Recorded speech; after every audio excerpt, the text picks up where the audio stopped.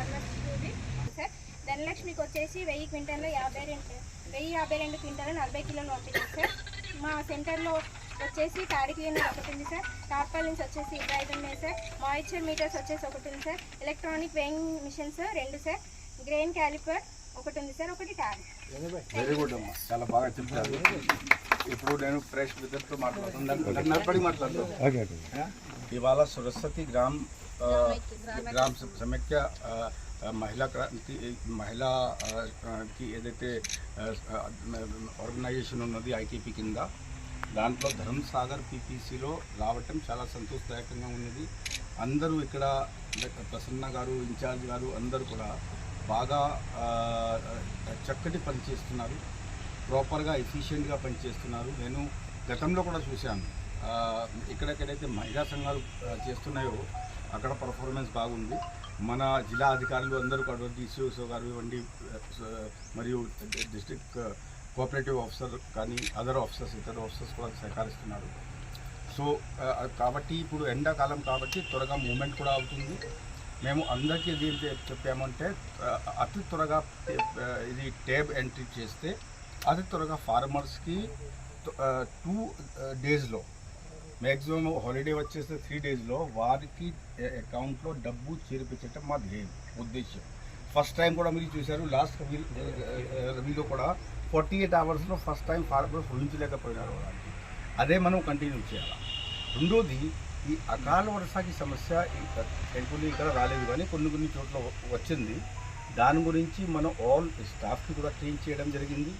మరియు ఇవాళ కూడా అందరికీ చెప్పాము దట్ హెడ్ క్వార్టర్ నుండి వేదర్ ఫోర్స్ కార్స్ గురించి పీపీసీ వారీగా మనము అందరికీ అలర్ట్ ఇస్తున్నాం. ఆ అలర్ట్ ఉంటే 2 విషయాలు చెప్తున్నాను. ప్రతి దాంట్లో ఒక సెంటర్ కొంచెం ఇట్లా చేసి పెట్టండి.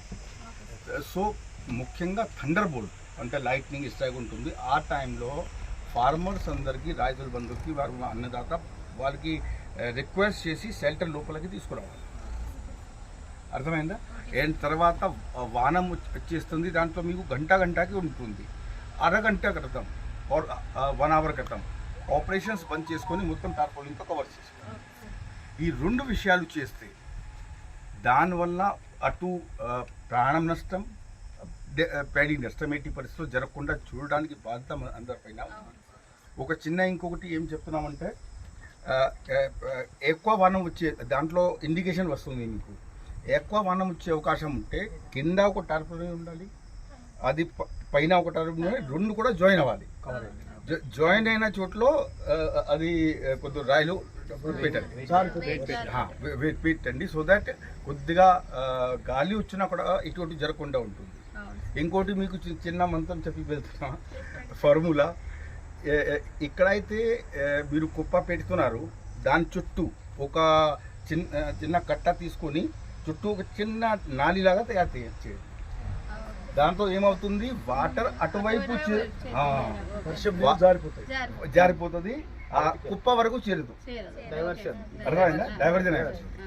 మన అన్నదాతలకి అన్ని విధంగా సౌకర్యాలు కలుపుతూ ఫస్ట్ టైం మనకు మీరు చూసి ఈ ప్యాడీ క్లీనర్ కొద్దిగా చూపించండి ఒకసారి. ప్రెస్ పత్రికా వీళ్ళకి తీసుకుని వెళ్ళండి, కొద్దిగా ఛాయ సమోసా వాళ్ళకి అక్కడ పెట్టేసి ప్యాడీ క్లీనర్స్ పర్చేజ్ చేయడం జరిగింది ప్రభుత్వం ద్వారా. ఆటోమేటిక్ ప్యాడీ క్లీనర్, దాంట్లో ఏది ఎవరికి అవసరం ఉండదు, వాక్యూమ్ ద్వారా. అదేవిధంగా అతి త్వరగా ఇప్పుడు అకాల వర్ష వచ్చే అవకాశం ఉంది కనుక ప్యాడీ డ్రైయర్ కూడా కొనిపోతుంది. సో రాబోయే రోజుల్లో ఖచ్చితంగా మనము టెక్నాలజీ యూజ్ చేసి ఇంకా వేగవంతంగా, ఇంకా సజావుగా, ఇంకా స్మూత్గా, ఇంకా అందరికీ సంతృప్తి పడే విధంగా ప్రిపేర్ చేస్తాం.